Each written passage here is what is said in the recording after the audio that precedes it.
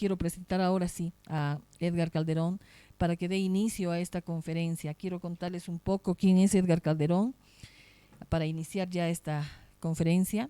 Él es divulgador, investigador, es presidente de nuestra plataforma a nivel nacional, tiene estudios en psicología, en teología, tiene un diplomado en liderazgo, tiene un diplomado internacional en gestión política y democracia participativa, un diplomado sobre ideología de género y corrientes relacionadas, tiene experiencia como consultor en desarrollo familiar y de la personalidad, es asesor de organizaciones civiles, privadas y eclesiales en temas de defensa a la familia y la dignidad de la vida humana. Les voy a pedir un fuerte aplauso para recibir a Edgar Calderón.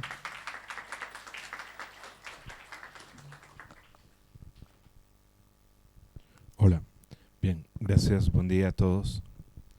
Les agradezco mucho por su presencia. Sin más dilaciones vamos a proceder a la conferencia. Por favor, el tema de la luz. Bien, como ya se les había mencionado, la conferencia se denomina El caballo de Troya y el género. Vamos a ver los peligros y engaños ocultos en el concepto de género. Agradecemos a la Universidad Mayor de San Andrés por abrirnos las puertas, por abrir este espacio de diálogo. Sabemos que universidad significa o viene de la palabra universal, y la universidad es un lugar donde los conocimientos se tienen que adquirir, discutir de manera universal, y eso estamos haciendo en este momento. Vamos a dar una mirada crítica al concepto de género, y de hecho vamos a apuntar hacia los aspectos oscuros, hacia los aspectos que son más cuestionables. Nuevamente agradecer a la plataforma por organizar este evento. El objetivo de la conferencia es explicar las ideas oscuras, engañosas y peligrosas que se esconden en el concepto de género. Nuevamente hay muchas cuestiones, muchas falacias, muchos sesgos que se presentan cuando se habla de derechos humanos, de empoderamiento, de inclusión, de diversidad, de igualdad de género. Eso suena muy bonito por fuera, es muy atractivo, pero a veces son simplemente términos cebos que nos ocultan intenciones y realidades que son mucho más crudas. Bien. Vamos a ver en primer lugar la familia o la crisis familiar como un fenómeno que es la punta de un iceberg, es la parte visible de un todo que está en este momento muy invisibilizado, muy dejado de lado. Vamos a hacer una breve, una sucinta, a grosso modo, una cronología de la revolución del género. En 1994, a finales del siglo pasado, en El Cairo, la ONU lanza la Conferencia Mundial sobre la Mujer, donde se introduce por primera vez en la historia el término género en los documentos y en los discursos de la ONU. En 1995, al año siguiente, en Beijing, la ONU nuevamente, en una conferencia internacional, esta vez hablando de población y desarrollo, vuelve a introducir el término género. El año 2000, ya en este siglo XXI, la ONU lanza los denominados Objetivos del Milenio, o también denominados Objetivos de Desarrollo del Milenio, que tendrían que haberse cumplido para el año 2015. Hasta aquí vemos de manera global, de manera mundial, cómo se ha introducido el término género. Ahora vamos a sentarnos en la realidad hispana. Vamos a ver cómo en 2004 en España, que ha sido el primer país hispanohablante en asumir la agenda de género. Y vamos a ver más tarde por qué es importante el caso de España. En 2004, España lanza una ley contra la violencia de género en el gobierno del entonces presidente Rodríguez Zapatero. Nuevamente, este es el primer país hispanohablante que lanza una ley con con la nomenclatura del género. En 2009, 5 años atrás, Bolivia lanza una nueva constitución política del Estado que se aprobó en un cuartel, había convulsión social en esos momentos y, oh sorpresa, figura el término género en la constitución. Ya en 2010, cuando se empiezan a lanzar las primeras leyes, a generar las primeras leyes en base a la nueva constitución, la ley 045, el número mismo nos indica que es una de las primeras leyes, introduce el concepto de lucha contra toda forma de discriminación y está presente el término género. En 2013, la famosa ley 348, nótese el paralelismo con España, la ley contra la violencia de género. Bien, en 2015, la ONU nuevamente lanza la denominada Agenda 2030 porque no logró en 2015 alcanzar todos sus objetivos. Así es que reformula esta agenda de objetivos de desarrollo del milenio que tenía 8 objetivos y lanza una nueva agenda con 17 objetivos que se tienen que cumplir hasta el año 2030. Como vemos, han tenido un trabajo muy intenso para introducirlo en varios países, la mayoría de los países del mundo. No estamos haciendo un análisis de Noruega, por ejemplo, o de Alemania, que han sido los primeros países en asimilar estos conceptos, sino estamos focalizándonos en los países de habla hispana. Bien, después de este breve repaso, vamos a centrarnos en la crisis de familia y vamos a centrarnos en un estudio que, aquí está la fuente, se realizó este año. Es importante considerar este estudio porque creo que es uno de los más completos que se realizó en España. ¿Ya? En esto se nos indica que la familia es más frágil ahora que hace 45 años. Nos indica el estudio que la familia tiene menos miembros, hay menos matrimonios, hay un desplome de la natalidad, hay más mayores solos y hay más divorcios. Esta es la realidad actual en España. ¿Recuerdan en qué año lanzó España o asumió las políticas de género? 2004, ¿verdad? Nosotros las asumimos en 2009, ¿no? Y a ver, comparemos un poquito con Bolivia. ¿La familia en Bolivia tiene más o menos miembros actualmente?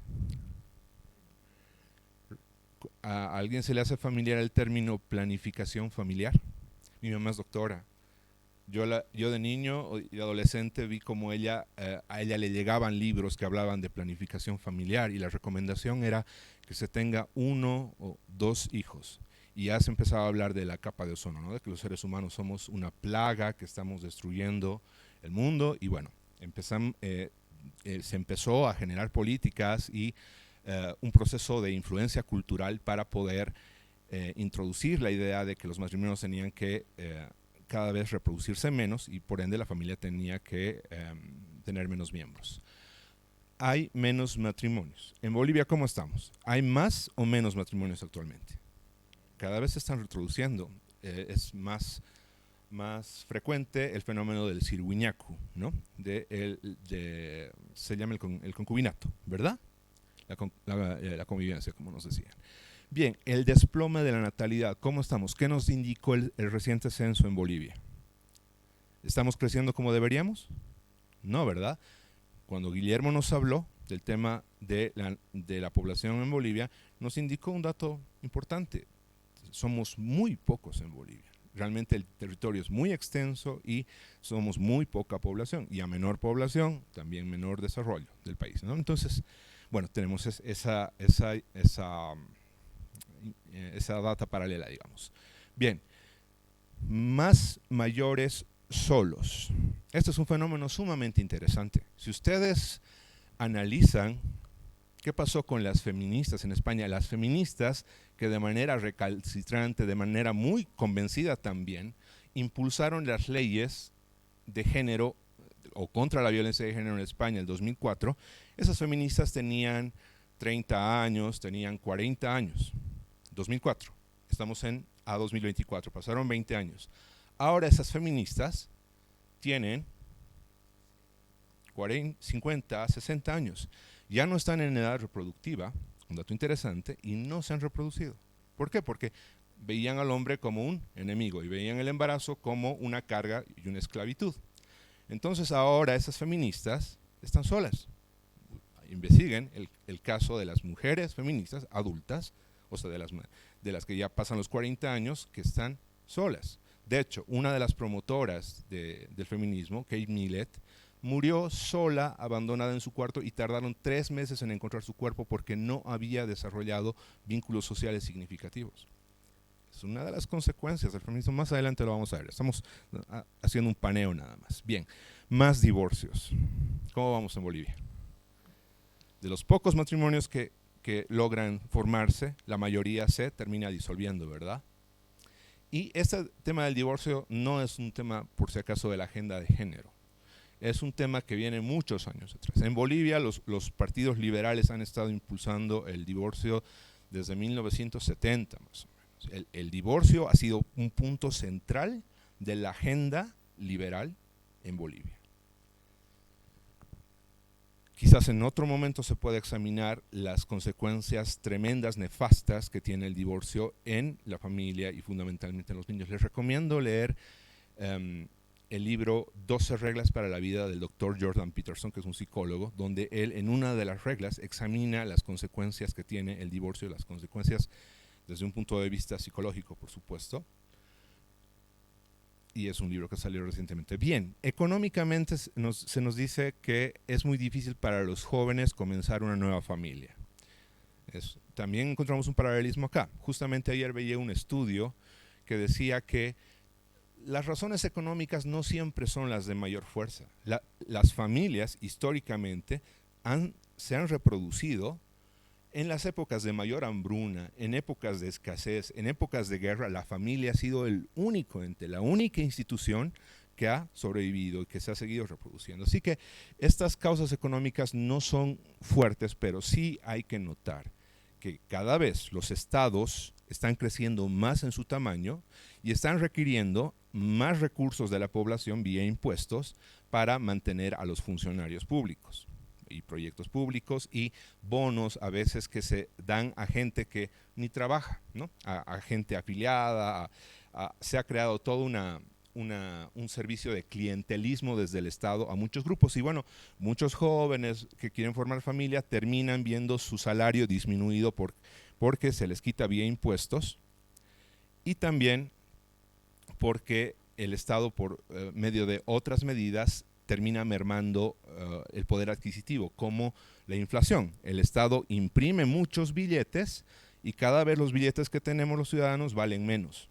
Entonces, sí, exacto, la emisión monetaria termina mermando la capacidad. Ahora bien, nuevamente subrayamos que esto no es una razón de peso, pero sí los jóvenes arguyen que porque no tienen dinero no inician un proyecto familiar.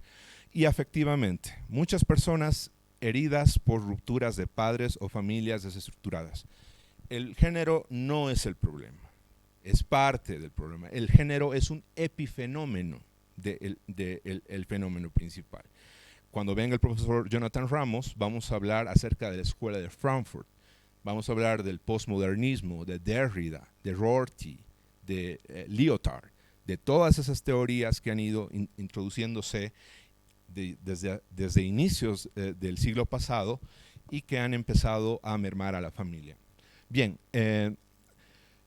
este fenómeno es importante señalarlo porque la familia viene ya casi un siglo desarmándose, desestructurándose, siendo asediada por políticas, por el ámbito de la comunicación, por diversas esferas culturales. La familia ha venido maltratándose, digamos, y eso lo vamos a ver también un poquito más adelante. Y la consecuencia es que estamos ya en una segunda, tercera generación de familias muy desestructuradas. Pregúntense ustedes, ¿mi familia está unida? ¿Mis primos vienen de familias unidas o ya vienen de familias disfuncionales o que se han separado? ¿no?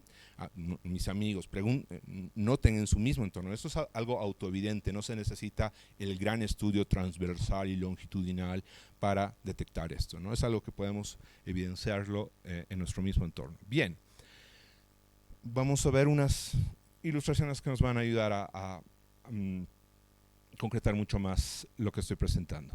Bien, en 1960 la familia estaba obviamente compuesta por un varón y una mujer y era bastante numerosa.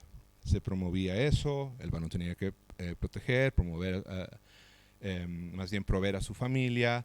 El hombre era el que cortejaba a la mujer y se llevaba a cabo un proceso de noviazgo, ¿no? Donde el varón tenía que demostrar que era un buen proveedor, que era una persona honorable, digna del amor, del respeto de su pareja, e incluso esto se veía en la vestimenta, ¿no? Había mucha formalidad y bueno, obviamente a veces se llegaba a extremos. En la época victoriana ya era una exacerbación de la moralidad que se llama moralina a veces, ¿no?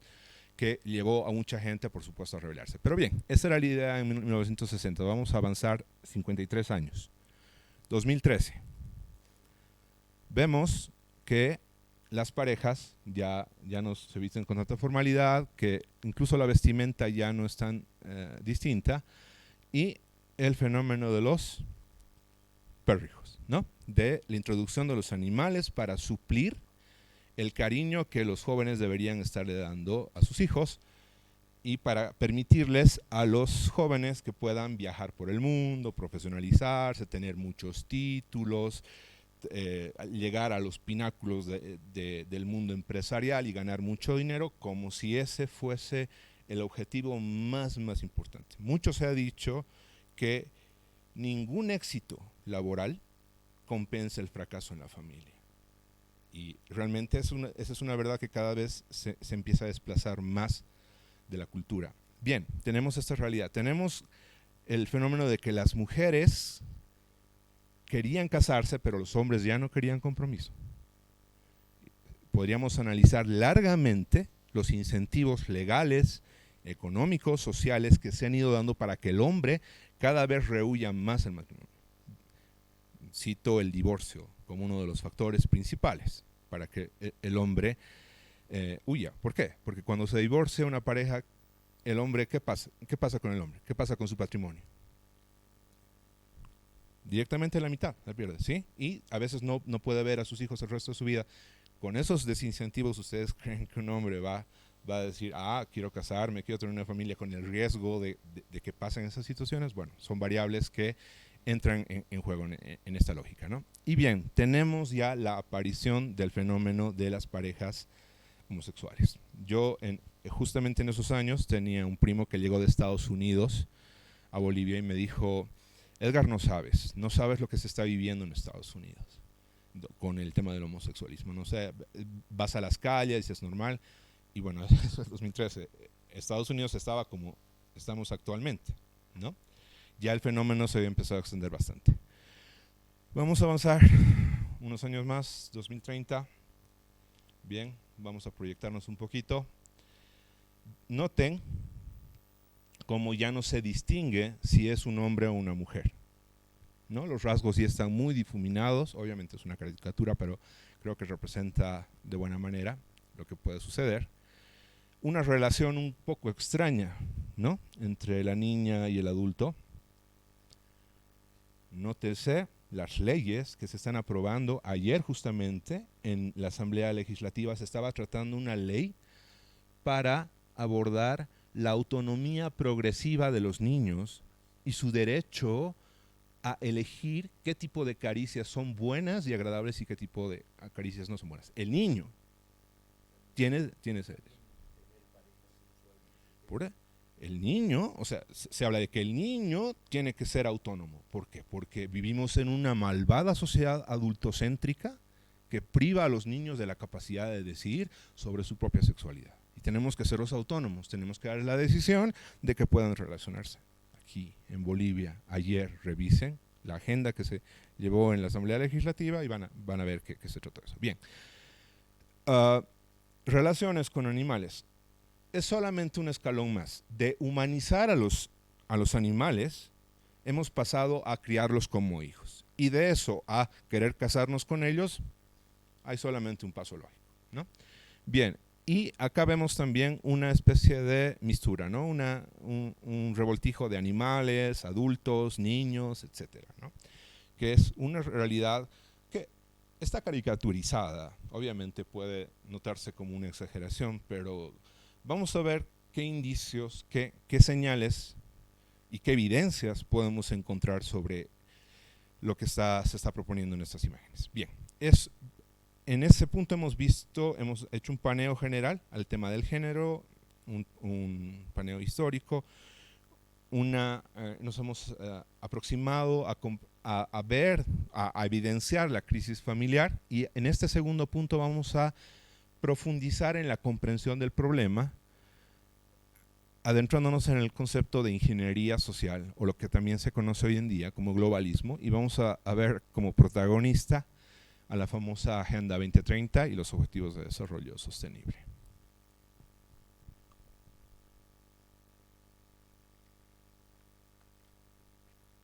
Bien, vamos a ver qué es el globalismo. Es un concepto que cada vez está empezando a cobrar mayor vigencia. Para empezar, vamos a diferenciarlo de lo que es la globalización. La globalización es la reducción de los mercados a una integralidad global. ¿Qué significa esto? Que yo puedo estar en este momento con una camisa italiana, puedo tener un reloj chino y puedo tener unos zapatos hechos en Venezuela. Eso es parte del globalismo. Y que en la China alguien esté tomando un mate de coca sembrada en Bolivia, alguien en Suiza esté tomando o esté consumiendo un cereal como la quinoa, sembrada y producida en Bolivia, y que alguien en España esté andando con una chompita de alpaca, ¿no? De lana de alpaca. Eso es globalismo, la reducción de todos los mercados a una integralidad global, a una unidad global. ¿Se entiende? Ok. Bien, vamos a diferenciar la globalización del globalismo. El globalismo es la reducción de los estados-nación, ya no de los mercados, de los estados-nación a una integralidad global supranacional. Si queremos unir a todos los estados del mundo, hay algo que nos va a frenar: la fragmentación política, la idiosincrasia de cada país. No pensamos lo mismo los españoles que los bolivianos, que los canadienses, que los chinos, ¿verdad? Hay barreras geográficas, obviamente, pero también barreras en la identidad, en lo que se denomina la nacionalidad de cada país, para generar esta reducción a una entidad supranacional. Ahora bien, un factor importante en el globalismo es notar las élites globales sin legitimidad. Hay un conjunto de personas, de sujetos, que trabajan en organismos multilaterales, denominados multilaterales, que en realidad son supranacionales, como la ONU, la UNESCO, el Fondo de Población y Vivienda, el Banco Mundial, el Foro Económico Mundial, etcétera, que nosotros no los hemos elegido, no los conocemos. Si preguntamos en este auditorio quién conoce al presidente del Banco Mundial o quién conoce a quién nos representa en la ONU o en la OEA, probablemente la mayoría de la gente no lo sepa, ¿no? Y nunca han sido elegidos por un plebiscito. Nunca hemos dicho, yo quiero que él me represente y que él represente mi voz. No, son gente que ha llegado ahí a dedo y que por ciertas componendas de poder político ostenta ese poder. Entonces son élites sin legitimidad, que no han sido elegidas democráticamente, que es como una caja negra, ¿no? Es como un misterio saber quiénes están ahí y qué están haciendo, ¿no? Bien, también hay un proceso de ingeniería social. Habíamos dicho que es símil la ingeniería social al globalismo. ¿Qué significa esto? Ingeniería social, de manera muy general, es el conjunto de acciones, de sistemas, de elementos que se implementan desde arriba hacia abajo, de manera vertical, para cambiar el comportamiento social, para cambiar la conducta social, para moldear y modular el comportamiento, ¿sí? Básicamente la ingeniería social es un montón de mentes, de personas, planificando qué es lo que van a hacer las otras personas que están por debajo de ellas como si fuesen hormiguitas, ¿no? Eso es ingeniería social. Ahora bien, el globalismo tiene la idea de esta ingeniería social. Precisamente estas organizaciones lanzan agendas, lanzan planes para que todos los países empiecen a asimilar estas políticas. No me voy a ampliar, podríamos hablar muy extensamente de este concepto, pero eso es lo que acabo de mencionar, es lo que necesitamos saber de inicio. Adelante. Entendamos lo que es la ingeniería social, lo que nos está ofreciendo.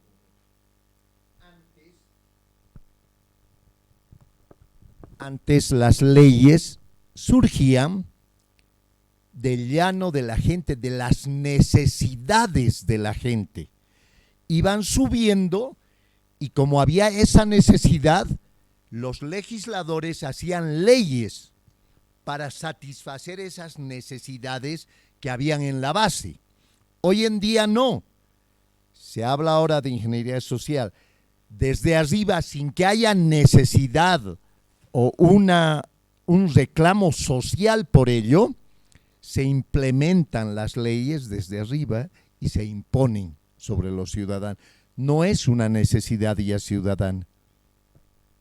Muchas gracias por el aporte, muy importante. Lo vamos a ver, este sistema se llama input y output en política. Y lo vamos a abordar más tarde con esa descripción tan precisa que nos ha hecho amablemente Edgar, ¿verdad? Edgar, claro, mi tocayo. Bien, veamos, concentración de poder. Nuevamente se está queriendo aglutinar el poder decisor sobre las naciones en un grupo, en la ONU, en organizaciones determinadas. Todo el poder, concentrarlo en un grupo de personas. Y obviamente las naciones soberanas son un estorbo. La soberanía de los países, lo que decía Edgar, ¿no? El hecho de que un país diga, oigan, yo no estoy de acuerdo con el aborto, oigan, yo no estoy de acuerdo con el homosexualismo. Por ejemplo, en Bolivia se tiene la idea, por lo menos en el ámbito andino, de que la sexualidad tiene tres vertientes. Uno, se habla de, se me acaba de ir, ¿cómo se dice varón y mujer en Aymara? Warmi, chacha, el chacha warmi, el chacha y la warmi. Y el del medio, ¿qué es? El eusa, el chueco, el fallado. Esa es la concepción andina. Pero ¿qué nos están vendiendo ahora los supuestos indigenistas? Nos dicen que no, las poblaciones precolombinas eran diversas, eran democráticas y eran plurales sexualmente. Hace años, hace el 2017, nosotros como plataforma contactamos con un grupo de mujeres del ámbito rural que eran matronas, que eran las parteras, se encargaban de ir a los hogares y ayudar a las mujeres a dar a luz, y ellas indicaban que el aborto era maldición en el campo, estaba mal visto. Nosotros nos sorprendimos porque el discurso del gobierno es que las mujeres indígenas son dueñas de su cuerpo, son empoderadas y que quieren decidir si tener o no hijos, y la realidad es que esa es una concepción extranjera, como lo vamos a ver también más adelante. Son ideas que no son autóctonas de Bolivia, pero que se están vendiendo como si lo fuesen. Bien, cierro la anécdota porque podríamos contar mucho sobre cómo el gobierno ha desaparecido a estas personas o nos ha aislado, ya nos ha dejado tener contacto para que estas personas no puedan seguir hablando y haciendo lo que estamos haciendo hoy acá. Hablar, dialogar, conversar, compartir información. Bien, se crea una identidad artificial, una ciudadanía global. Cada vez se habla más de que somos ciudadanos de la humanidad. Las personas están perdiendo su amor, su fidelidad, su lealtad por su patria. Alguien decía que los jóvenes de hoy son leales a su iPhone, su patria es su iPhone, ¿no? Ya están perdiendo completamente la noción de la simbología, de los mitos, de la historia de lo que es una nación. Y a eso nos vamos a abocar en este siguiente punto. ¿Qué es una nación? Una nación es un conjunto de sentimientos de identidad y pertenencia que permanecen fijos y estables y están profundamente arraigados en un grupo humano en torno a elementos comunes como lengua, religión, historia, nuevamente nuestras guerras, los héroes que tenemos, los símbolos, las leyendas que tenemos, los mitos, los ritos, las creencias. Resalto el término los mitos, que son la capacidad humana de simbolizar la realidad, de simbolizarla en una manera gráfica, a veces ni siquiera verbal. Pero bueno, ese es un tema también muy amplio. En todo caso, nuestras creencias, nuestras costumbres, nuestras tradiciones, nuestra gastronomía, nuestra música,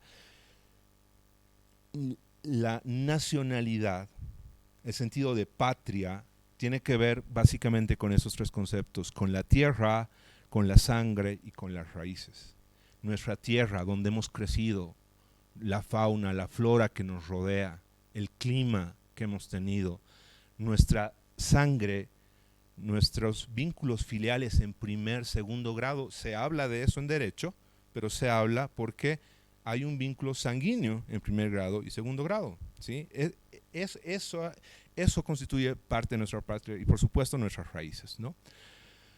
Bien, una patria también es la voluntad de vivir juntos de manera espontánea, no obligada por una élite, un proyecto en común hacia el futuro que cada vez en Bolivia está más fragmentado porque nos han hecho creer que somos 28 naciones, ¿no? Y que cada nación tiene sus propios propósitos y nos han separado como Bolivia, han roto el concepto de bolivianidad y han profundizado las brechas entre cambas y collas, entre blancos y personas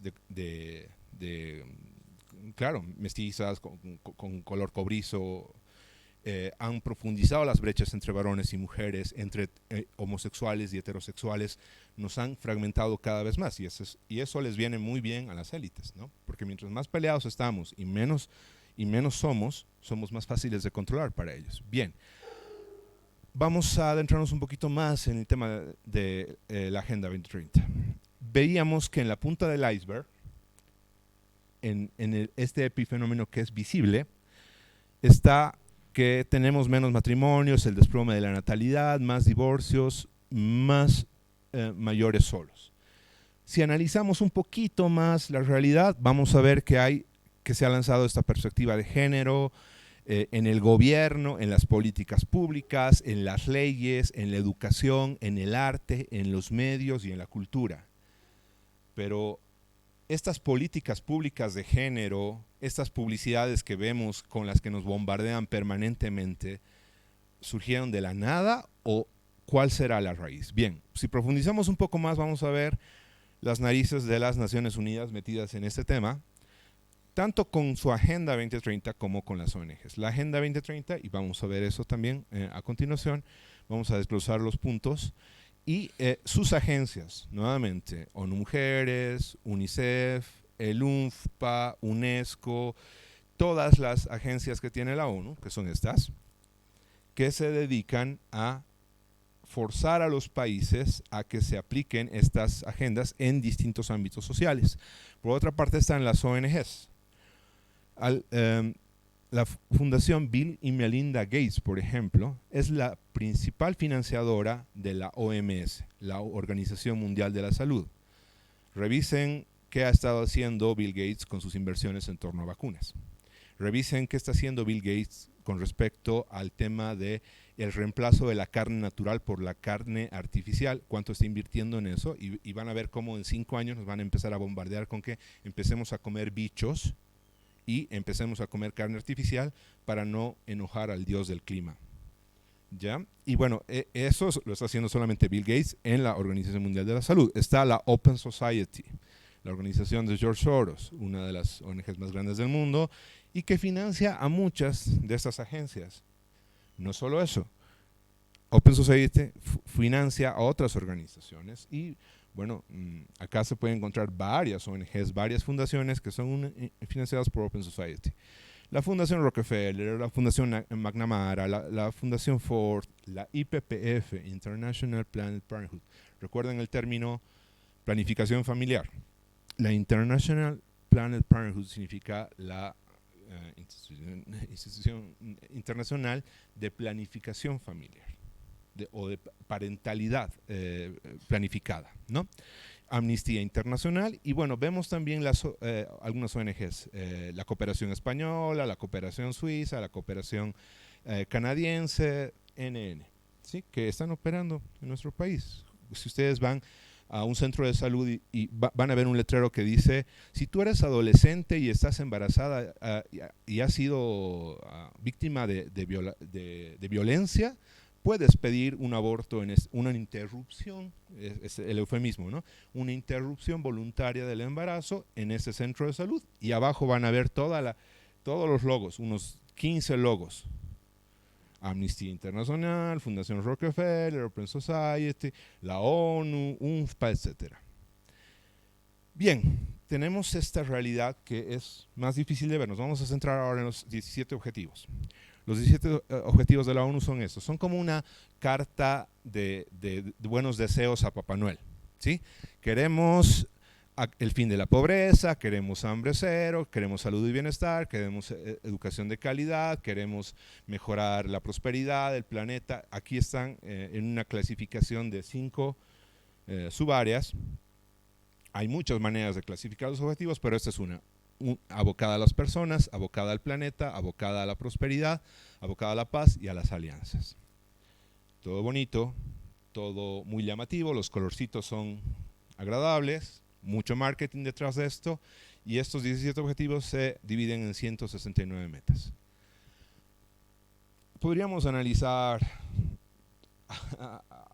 a fondo los objetivos, pero nos vamos a centrar en 3 y en concretamente uno. Pero estos 3 son los más peligrosos, los más engañosos. Salud y bienestar, educación de calidad y, número 5, igualdad de género. Noten, si ustedes revisan los objetivos de desarrollo de la ONU, cómo la igualdad de género es transversal a todos. Ustedes pueden encontrar igualdad de género en la pobreza, género en el hambre cero, género en el cuidado del agua, género en alianzas internacionales, género en la infraestructura. En todos los objetivos el término género, ¿ya? Por eso nos vamos a centrar y vamos a ver qué tiene de caballo de Troya este término. Bien. Para volver al tema del globalismo. El globalismo básicamente tiene que ver con que la ONU se convierte en una supranación. ¿Qué significa supra?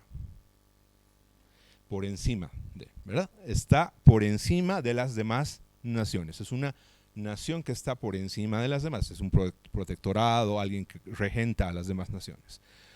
La Agenda 2030 y los objetivos se convierten en una supraconstitución. Las constituciones tienen que hacerse en función de la Agenda 2030, las leyes tienen que hacerse en función de esta supraconstitución. Y estos organismos, estas agencias de la ONU se convierten en supraministerios. El ministerio, la organización de la ONU dedicada a la mujer, ¿qué ministerio representará? El Ministerio de la Mujer y de Género. La OIT, la Organización Internacional del Trabajo. ¿A qué ministerio representará? Ministerio de Trabajo. La UNESCO. Educación. Ministerio de Educación. La OMS. Salud. ¿Sí? Así van. De eso es alimentación, ¿verdad? Y bueno, podríamos pasaron nuevamente horas porque son muchas más agencias que las que aparecen acá, y es un sistema de Naciones Unidas que tiene agencias, departamentos, oficinas, fondos y programas que van replicando ese sistema en las naciones, obviamente erogando recursos. Y para que no digan, bueno, este señor está hablando de situaciones internacionales, esto jamás nos va a llegar, acá vemos el avance de la Agenda 2030 en Bolivia. Hay muchas variables que no vamos a analizarlas todas, pero vemos el derechos sexuales al 66%, identidad de género 69%, educación 12%, salud sexual y reproductiva 64%, aborto 66%, violencia de género 94%. Y nuevamente, no se dejen engañar por los términos bonitos, por las palabras bonitas. Hay algo realmente peligroso que se esconde detrás de esas palabras bonitas. Bien, vimos un vistazo a lo que es el globalismo y cómo ha llegado a Bolivia. ¿Sí? Obviamente podríamos profundizar más, pero por cuestiones de tiempo vamos a avanzar al siguiente punto. Vamos a centrarnos en el objetivo número 5 de igualdad de género. Nuevamente como parte de una comprensión más profunda del problema. ¿Qué es la ideología de género? La ideología de género es un conjunto de ideas anticientíficas que con propósitos políticos autoritarios desarraigan a la sexualidad humana de su naturaleza para explicarla exclusivamente desde la cultura. Es una ideología que plantea ideas, o es una postura, una línea de pensamiento, una corriente de pensamiento que plantea ideas que son anticientíficas. Ideas que riñen con la realidad, que riñen con lo que denominamos verdad. Está muy relacionado con este movimiento o con este fenómeno que ha surgido de la posverdad. ¿Escucharon ese término de la posverdad? La posverdad básicamente es la rutinización de la mentira. Nos hemos acostumbrado tanto a que nos mientan que ya no le decimos mentira, le decimos posverdad a ese fenómeno, ¿no? O sea, ya no hay certeza. Hablamos de que tú tienes tu verdad, yo tengo mi verdad, todos tienen su verdad, no hay una sola verdad, sino que hay muchas verdades desperdigadas. Ese es el fenómeno de la posverdad. Bien, son ideas anticientíficas. Es importante señalar que estas ideas no surgen de la nada, y en eso vamos a profundizar con la charla del profesor Jonathan. Nuevamente, hay usinas de pensamiento que han ido tejiendo estas teorías. La Escuela de Frankfurt, Herbert Marcuse, a inicios del siglo pasado, los posmodernos, Foucault, Derrida, Lyotard, Rorty, y muchos más teóricos que han ido elaborando ideas, que han ido cuajando poco a poco en lo que hoy estamos conociendo como género, y muchas otras corrientes. Podríamos hablar del indigenismo, del ecologismo, podríamos hablar del multiculturalismo, podríamos hablar del especismo y otras corrientes. NN, realmente hay muchas más. Pero bien, son ideas anticientíficas de origen posmoderno, progresista y como parte también de la Escuela de Frankfurt. Habrán otros movimientos menores, pero esos son los principales. Que con propósitos políticos autoritarios. Propósitos políticos. La ideología de género es una tesis política sobre la sexualidad. Por eso se habla del poder, de que los heterosexuales detentamos el poder y los homosexuales no lo tienen. De que los hombres, el patriarcado detenta el poder y de que las mujeres no tienen poder. Es una tesis política, no biológica, no fisiológica, no neurológica sobre la sexualidad, sino es una tesis política nuevamente. Disculpen que haga ese énfasis, pero es necesario tener eso en cuenta. Bien, desarraiga a la sexualidad humana de su naturaleza. Básicamente, para el género no importa o tiene una importancia muy mínima la biología, la fisiología, la genética. Bien, vamos a ver un caso bien concreto. Este señor se llamaba William Thomas, y en natación masculina, él estaba en el ranking como el número 462. A sus 22 años, se autopercibe mujer y se nombra Lia Thomas y llega a ser el número 1. Rompe todos los récords femeninos y se gana una medalla de oro.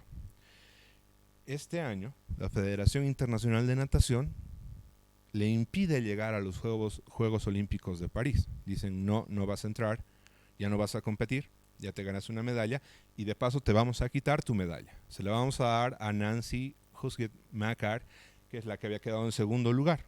Y esta muchacha, cuando le entregan la medalla de oro, dice, no fue justo competir contra hombres. ¿Ya? Ahora bien, este es un caso algo pasadito. Tenemos un caso reciente de los Juegos Olímpicos, muy sonado, de un hombre armenio que se percibe como mujer y lucha en box, ¿no? Entra en la categoría de box.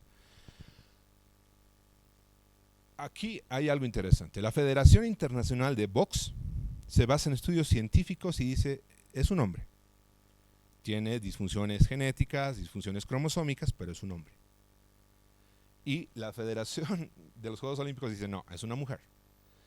El discurso que caló en los medios de comunicación es que es una mujer. Y ese es el que más se ha difundido, ¿no? Pero no se solucionó la controversia. La Federación Internacional de Boxeo no reconoce a esa persona como mujer, lo reconoce como un hombre, ¿ya? Esa es una muestra más de muchísimas que podríamos analizar y de las que vamos a seguir viendo en el futuro, de cómo esta situación, esta ideología propiamente del género se está cada vez asentando más en la población y se está difundiendo más. Bien, vamos a analizar de manera más esquemática el concepto de género para que podamos estar más claros en qué significa.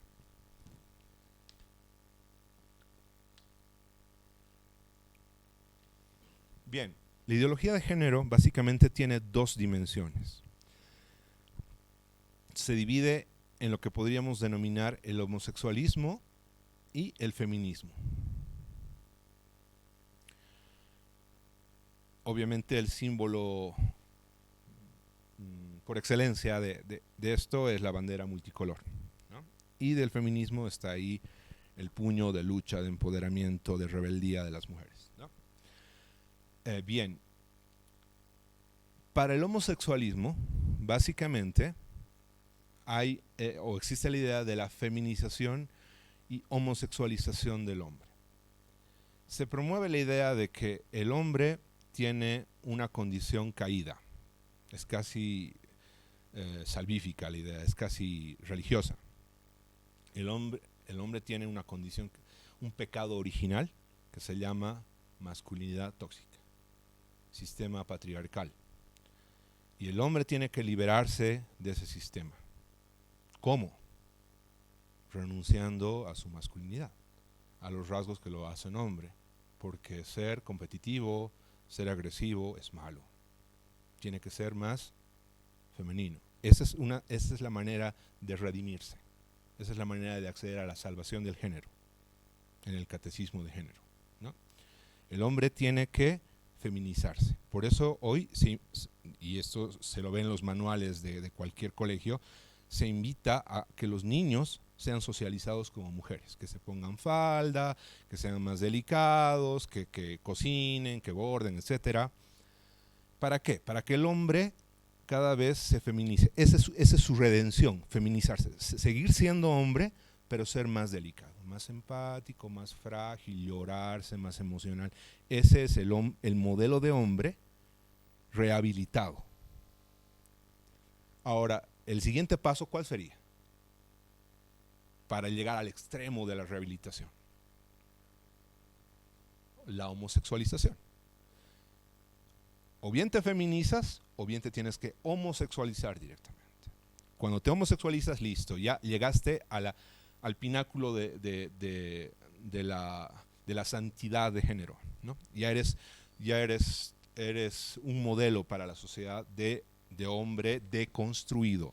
El término deconstruido tiene que ver con las teorías postmodernas. Eso lo vamos a ver con el profesor Jonathan. Bien, El homosexualismo. Ahora, el homosexualismo también afecta a la mujer.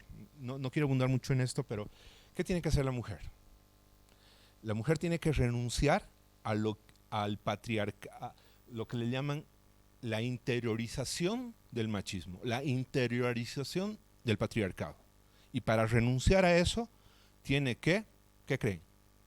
Masculinizarse, ser ruda, soez, fuerte, agresiva, enfocada en el mundo público, en el mundo empresarial, tener muchos títulos, ser un hombre sin cambiar su sexualidad, ¿sí? Comportarse como un hombre.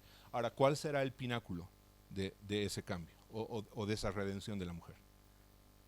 El lesbianismo, LGBT, ¿sí? Bien, el feminismo propone la masculinización de la mujer y la promoción del aborto. Se le suma esta variable, ¿sí? Para ser como un hombre, la mujer tiene que poder decidir si tiene hijos o no, porque el hombre puede decidir eso, ¿verdad? Entonces la mujer tiene que decidir sobre sus ciclos hormonales, sobre el periodo de gestación, y se empieza a introducir obviamente el eufemismo del que tanto se ha hablado al inicio de la interrupción del embarazo, ¿no?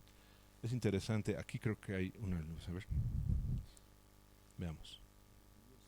Esto es un interruptor. Estoy interrumpiendo el flujo de energía hacia los focos, ¿verdad?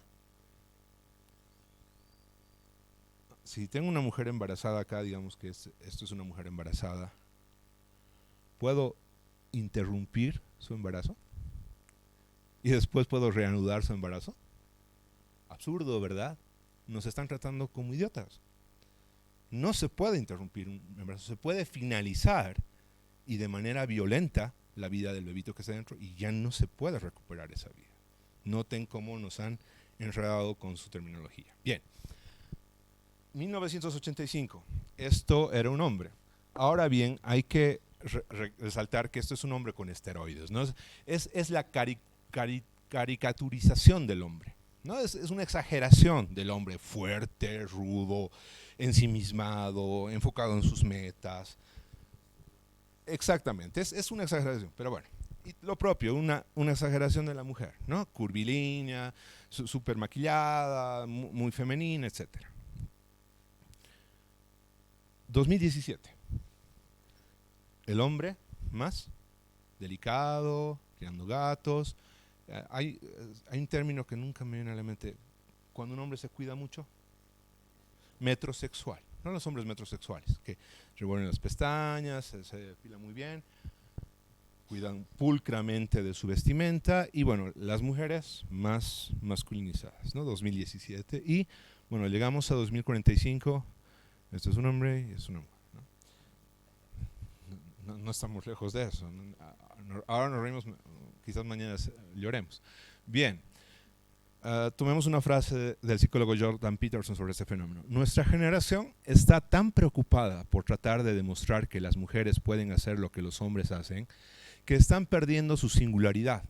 Las mujeres no fueron creadas para hacer todo lo que los hombres pueden hacer. Las mujeres fueron creadas para hacer todo lo que los hombres no pueden hacer.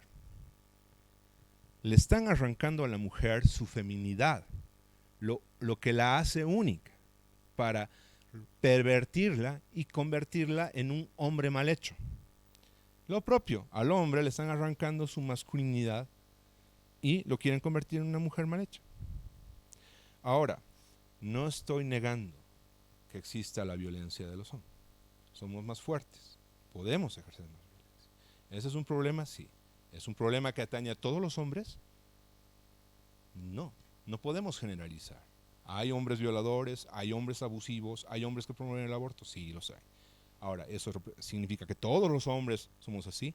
De ninguna manera. Entonces, hay que analizar las cosas en su justa medida y hacerlo científicamente. No es responsable hacer esa sobregeneralización, ni en el caso de los hombres ni en el caso de las mujeres. Bien, aquí tenemos un triste caso, un triste ejemplo. Esta artista se llama Demi Lovato, antes de ser feminista y después de ser feminista. El cambio es evidente en una mujer que asume los postulados del género y del feminismo. Vamos a hablar de manera muy, muy sucinta de las tres olas del feminismo. La primera ola del feminismo, del feminismo que se denomina liberal,